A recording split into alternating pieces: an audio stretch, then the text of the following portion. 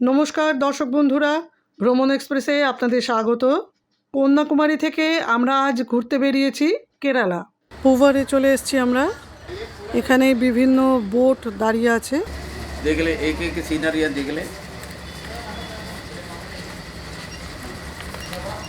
जंगल खत्म होकर बाहर निकल रही है 6.5 किलोमीटर मैंग्रोव फॉरेस्ट में। इन सभी जगहों इस तरह बर्ड सेंचुरी मिलेगा, फोटो लेते भी जाए। ठीक, जंगल खत्म होते ही इस ग्रास आइलैंड को आधा ऐसा यूं चक्कर काटेंगे आप लोग। यहाँ पहुँचेंगे जहाँ नदी और सागर का मिलन, यहाँ पे सोने रंग का रेत। इसकी पूरा व्यू देख लें। एक तरफ समंदर है, उरले तरफ नदी, इन दोनों के बीच में है गोल्डन सैंड बीच। यहाँ एंजॉय के लिए आपको 10-12 मिनट उतारेंगे। এখন আমরা এসেছি কেরালায় পুভার ব্যাকওয়াটার্সে। বোটিং করব এখানকার ম্যানগ্রোভ ফরেস্টের মধ্যে দিয়ে। এটাই আমাদের বোট দাঁড়িয়ে আছে, এটাতে যাব।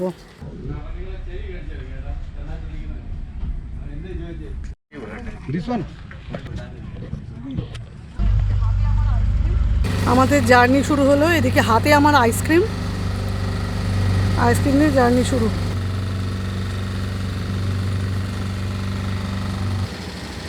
অনেক পাখি দেখা যায় এখান থেকে।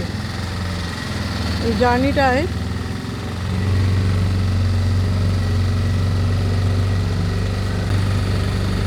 দুপুর 2:05 আমরা এই জার্নি শুরু করলাম। 1.5 ঘন্টার জার্নি।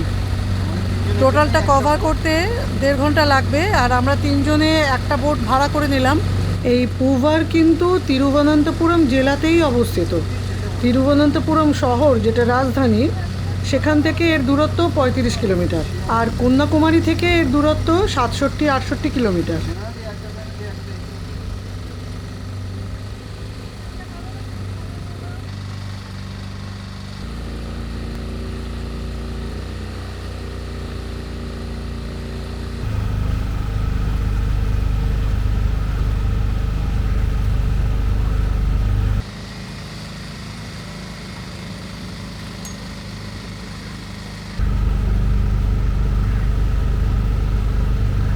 এটা একদম অন্যরকম একটা অভিজ্ঞতা। আমরা ব্যাকওয়াটার্সে এর আগে কখনো এরকম জার্নি করিনি। এই পুভার ব্যাকওয়াটার্স একটা পর্যটন কেন্দ্র হিসেবে ক্রমশ জনপ্রিয় হয়ে উঠছে। আর জনপ্রিয় হয়ে ওঠার যথেষ্ট কারণও আছে, কারণ এখানে হ্রদ, নদী, ব্যাকওয়াটার্স, সমুদ্র এ তো রয়েছে। নদী এসে সমুদ্রে পড়ছে, সে মোহনাও দেখা যায়। আর এছাড়া নারকেলের বাগান এবং ম্যানগ্রোভ ফরেস্ট এখানে দেখা যায়।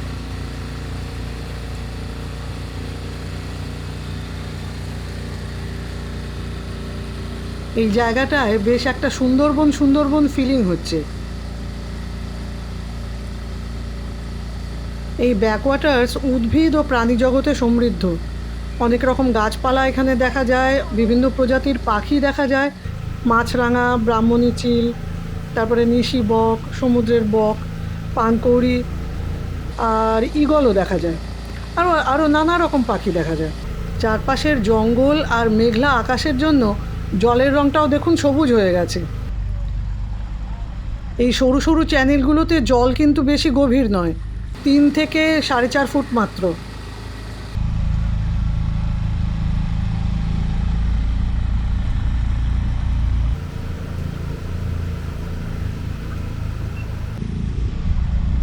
বোটে করেই নারকোল বিক্রি করছে, ডাব বিক্রি করছে, ডাবের জল খাচ্ছে।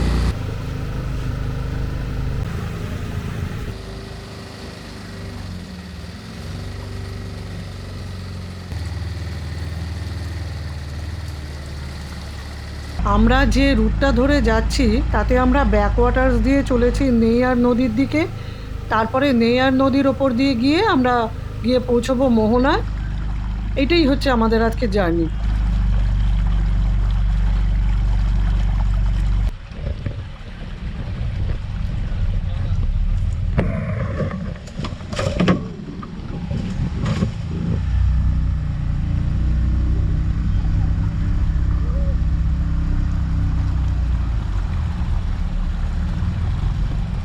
লাইন দিয়ে সব বোট যাচ্ছে।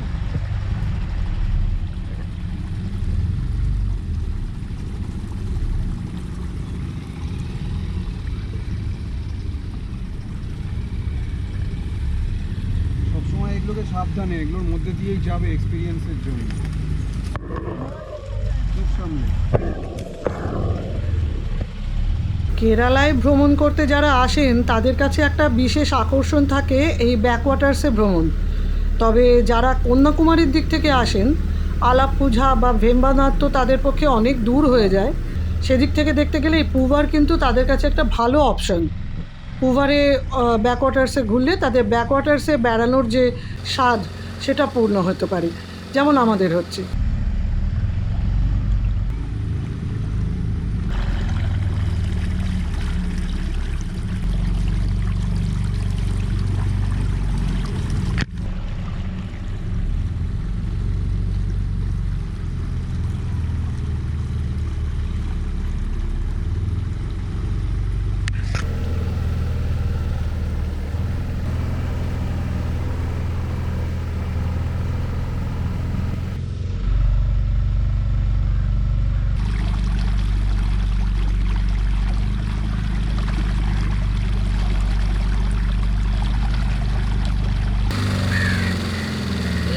देखो यार जंगली मैंगो है हाँ, जंगली मैंगो है मैंग्रोव जंगली मैंगो गाना नहीं है ম্যাঙ্গো ম্যাঙ্গো ম্যাঙ্গো, আচ্ছা আচ্ছা, ম্যাঙ্গো, অন্য টাইপের ম্যাঙ্গো। হ্যাঁ অন্য ধরনের ম্যাঙ্গো, গোল গোল। এই মাছ ধরেছে ধরেছে, মাছ না পোকা ধরলো।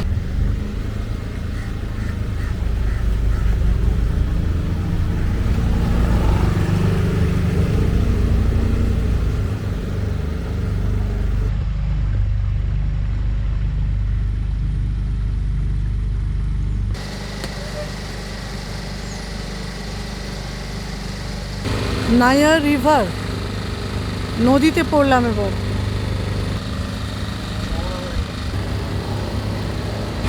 নৌকো জোরে চললেই ভয় লাগে। এইবার নেইয়ার নদীতে পড়লাম। দেখুন চারপাশে জল কীরকম চওড়া হয়ে গেছে, পার দূরে হয়ে গেছে।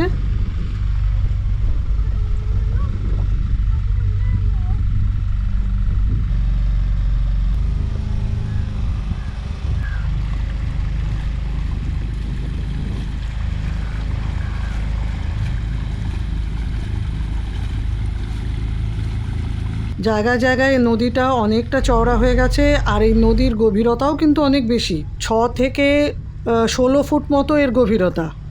আর এই গভীরতা ক্রমশ বাড়তে বাড়তে যেখানে নদী সাগরে মিশেছে, আরব সাগরে মিশেছে, সেখানে এর গভীরতা হচ্ছে প্রায় 75 ফুট, মানে 23 মিটার মতো।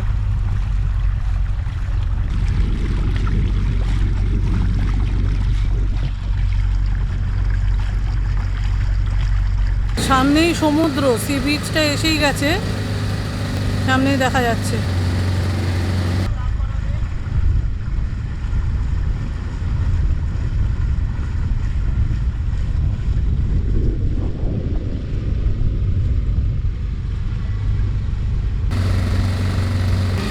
কেউ টি কফি খেতে চাইলে এই ধাবায় যেতে পারেন, এখানে ওরা দাঁড় করাবে।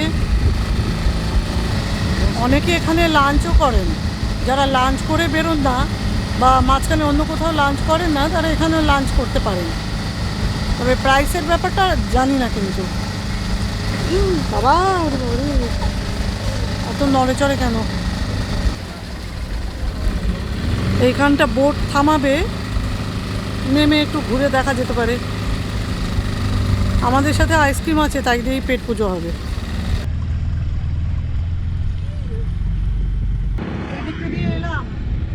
সামনে দিয়ে এলাম, ওই দিক দিয়ে এলাম, ওই সাইডটা সামনেটা দিয়ে আমরা এলাম।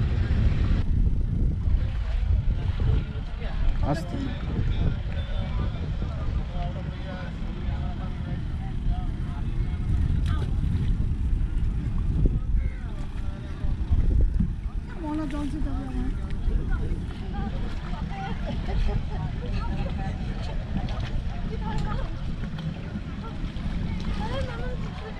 আইসক্রিম আইসক্রিম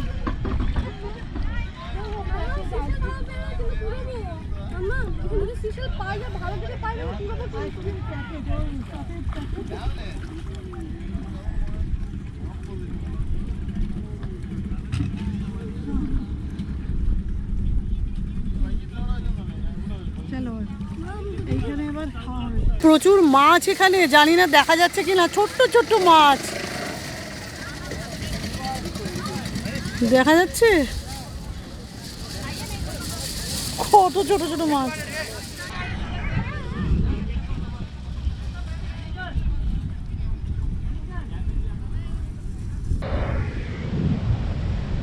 এইটা হলো গোল্ডেন বিচ, এটা একটা স্পট, এখানে বোট দাঁড়ায়, লোকজন নামে একটু দেখে আর কি চারপাশ। এইটাই মোহনা, এই পুরো অঞ্চলটাই মোহনা, সামনে আরব সাগর, এখানে নদী এসে নেয়ার নদী এসে এই আরব সাগরে মিশেছে। এসে গেছি সমুদ্রের সামনে, এটা হ্যাঁ আরব সাগর, আরব সাগর হ্যাঁ কেরালাতে। ওইখানে বোট নামাচ্ছে, হ্যাঁ ভালোই ঢেউ আছে। ভালো ঢেউ, ভালো স্রোত। এটা আরব সাগর, অ্যারাবিয়ান সি, ভালোই স্রোত আর ভালোই ঢেউ, প্রবল ঢেউ। এবার সমুদ্র দেখতে দেখতে আইসক্রিম খাবো, দেখি। সমুদ্রের ধারে দাঁড়িয়ে ম্যাঙ্গো আইসক্রিম খাচ্ছি।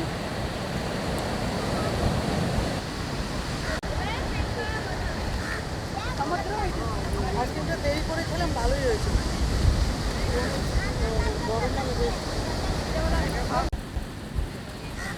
এইখানে সি বিচে কিছুক্ষণ সময় কাটিয়ে আমরা এবার ফিরে যাচ্ছি, বোটে উঠবো, রাইডের বাকি অংশটা করে নেব এবার।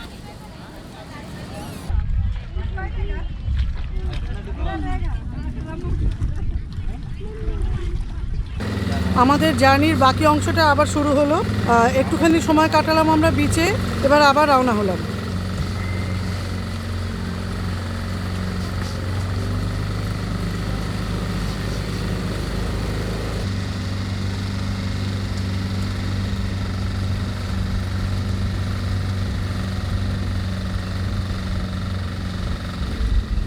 সামনে এলিফ্যান্ট রক মনে হয়, ওই সামনে এলিফ্যান্ট রক, এলিফ্যান্ট রক না ওটা ভাই, ও এলিফ্যান্ট রক।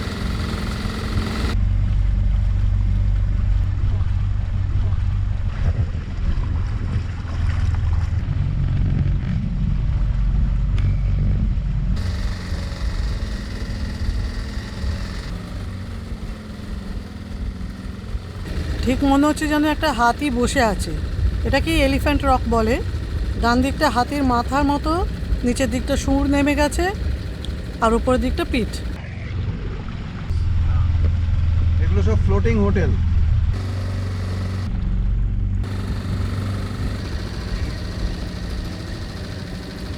याला मात्र में स्टैचू মাদার মেরি স্ট্যাচু।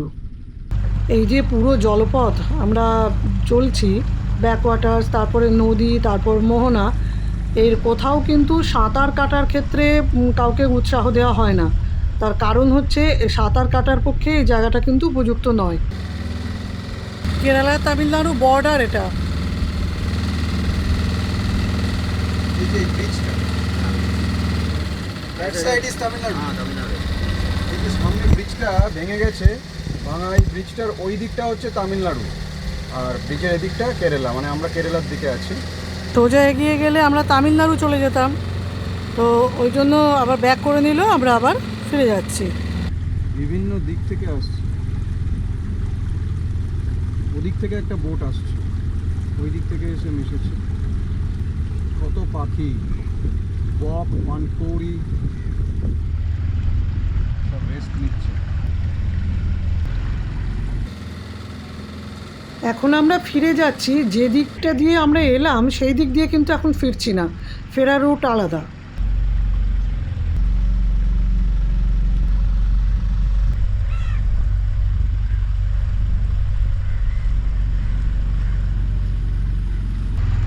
কাকের স্নান, একদম গোলকাপ, সব হুটোপাটি করে স্নান করছে।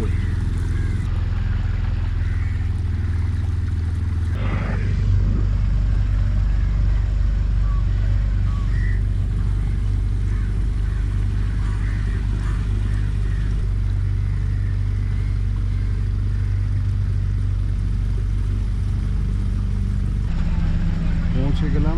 আমাদের রাইড শেষ, পৌঁছে গেছি। এবার নামতে হবে। আমাদের রাইড শেষ। আমরা 2:05 স্টার্ট করেছিলাম আর এখন বাজে 3:24।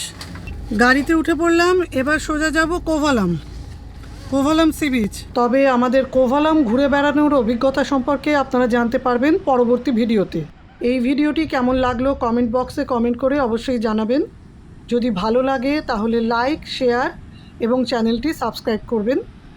ভালো থাকবেন। নমস্কার।